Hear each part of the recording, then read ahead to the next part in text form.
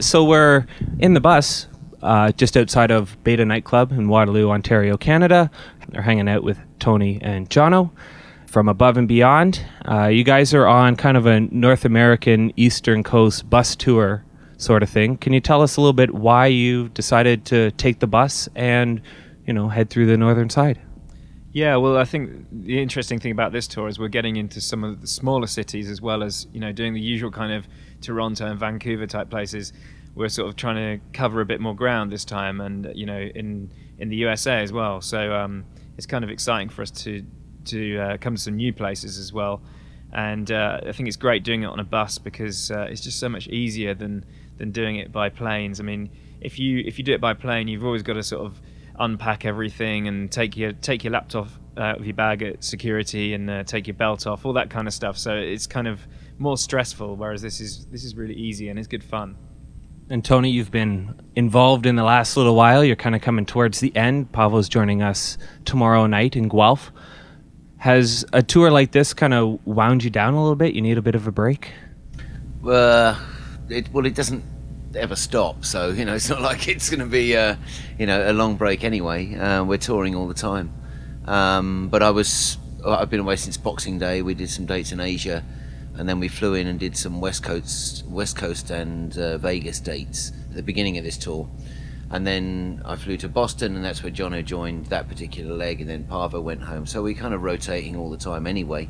It's like tag team DJing. And this bus part is actually an interesting one. Like Jono says, we're kind of feeding into some of the smaller territories, and we are bringing our production with us in the trailer behind the bus and our crew. So it makes much more sense to do it on a bus that way. It's more practical and more economical. You've had some really big events of late, Beirut for your show there. You have Miami coming up. Is there a really big difference between, say, looking at more of a European or a Middle East show versus, say, what's coming up in Miami? It's interesting. These days, the scene is so global because of the internet that there is less difference than there was. I mean, obviously, there's different, cultural differences and that kind of thing. But, I mean, you do get different crowds, but it's very, very interesting how similar the reactions to the records are. It makes me laugh sometimes. We'll put on a certain record and always you get a cheer at a certain point. It's like a universal language. So it's getting less different is what I'd say. Now there's been a lot of talk, especially in the States, kind of going worldwide, looking at SOPA and the internet with regards to new rules and laws and so forth. I was wondering what your take is with regards to internet copyright and what's happening. In the States, there's a big push right now, and they're shutting down file sharing sites and so forth. What's your take kind of on this whole change and from something that's extremely lax to now something that a lot of people are saying is very tight around the collar kind of thing? I think it's we've lived through a very interesting few years where stealing music has gone from being something that people considered a crime to being something that people don't consider a crime. Personally, I've never really lost the feeling that I'm not quite sure why musicians have been singled out of all the myriad of working people in this world who are expected to do it for nothing.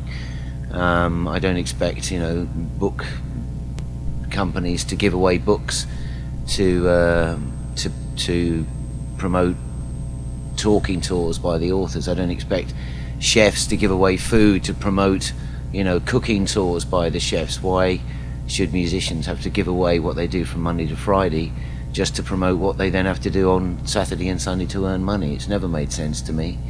I think music does have a value. I think the work that people put into producing and creating and distributing records should be paid for.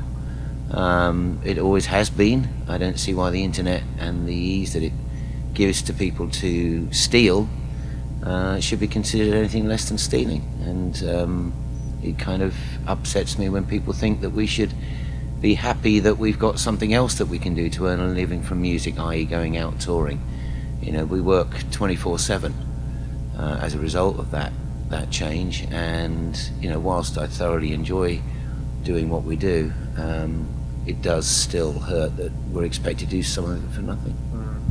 And I think that the interesting thing is that if there was more value attributed to music, and you could collect that money from it. I've had friends who've quit making music. It's not the guys at the top so much that will be affected. That's the reality of it. It's always the people, it's the middle ground and the lower ground that gets really affected by this.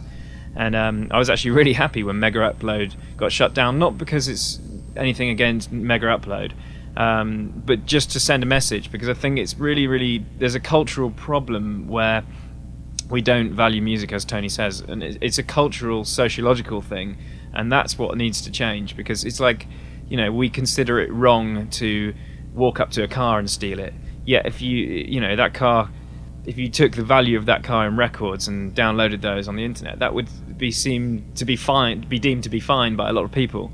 But going back to that thing of investment, I think that if there was money available to certain artists, they would actually produce better music, because there are people out there who've had to go and get day jobs rather than making music, and some of those people are very talented, and it's not, you could argue, well, they need to try harder and make something more commercial, but then that's not what art's about. There should be room for people to make great music that isn't sort of necessarily just directed towards a market to make money. It should be the case that there's more room for artists to do what they believe in, and we're really fortunate because we've been able to sort of do that because we have our own record label and our own kind of setup. A lot of artists don't have that luxury. We can get away with doing things that a lot of other artists can't, because they don't have a major label knocking on the door saying, hey, where's the next single? I've got to write something. There's a lot less pressure on us in that respect.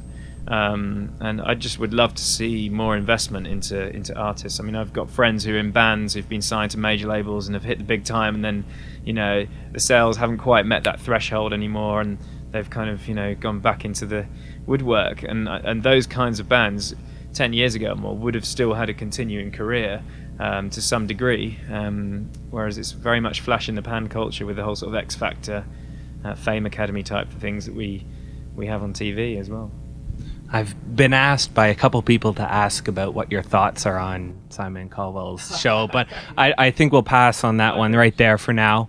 My last question is, I'm actually opening for you guys tomorrow, and it's kind of one of the questions that, as a DJ that's been around for a while now, and a bunch of people that are up and coming have thought, how do you open for someone who has a very specific, unique sound and following?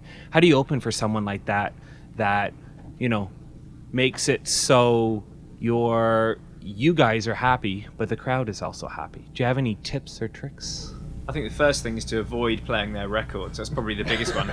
We've been on before. We've been on after people who've played half of our hits and stuff, and that's an awkward one. But I think it's sort of respecting the person who's on after you. If you, for example, if we're playing at a festival, we don't expect the person before us to kind of warm up for us, because those kind of big lineup festivals, they are what they are, and everyone just plays their hour and a half set, and it's balls out, isn't it? It's there's no messing around. Whereas if you're playing in a club, ideally the way we view it is we want some kind of journey to the night. So we want it to kind of be built slowly but surely, and then hopefully we'll come on as the headline act. So if the warm up guy is stealing that in a way, it's kind of disrespectful to the artist in some ways, I suppose.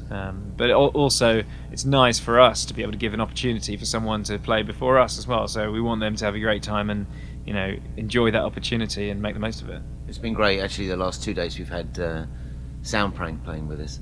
So he kind of builds his set and lets off exactly where we start, and that's really what we need from a warm-up DJ. It's like any show, if the headline act's big moment is to reveal a naked lady, and the sport act comes on and reveals a naked lady, then it kind of ruins the whole night for everybody. So it's just about, as Jono says, building that, being part of that progression and knowing where the end point is. But I also think there's an art to doing a warm-up set, which a lot of people think about. They think it's all about just spunking a few hits. That's the best thing to do to get a great reaction. But actually building the anticipation, the tease, as it were, isn't it? is an art, and I think that that's really what we're looking for from the warm-up DJs, and it's one of the reasons why we used to take J-Tech with us on many American tours, is because he operates in an area which is exactly that, pre us, and he's very, very adept at building a set which is building a certain amount of tension and emotion, but it's also really enjoyable to listen to. And you know, genuinely, the people are warmed up when you get on, but he's not played the same cards that you're about to play. Excellent. Well, speaking of, I'm sure Kurt Brad is doing quite well, and you guys are about to drop in, so we should thank you very much, and looking forward to tonight and tomorrow, and best of luck in the rest of the tour. Thanks a lot for having us on the show, and thanks a lot for all the fans out there for having us in your venues and making the gigs great. Yeah, thanks. Your show's obviously more famous than anybody, so congratulations on that. Congratulations on over 500 episodes, I think, isn't it? Yeah, coming up to 600, so. That's impressive. Thank you. We got some catching up to do. Thank you. Perfect. Okay. Are you doing the talking bit? I'll do a hi, I'm Jono, and then you finish it off. Okay. Hi, I'm Jono. I'm Tony. We're Above and Beyond. You're listening to Amplified Radio, and this is episode 600.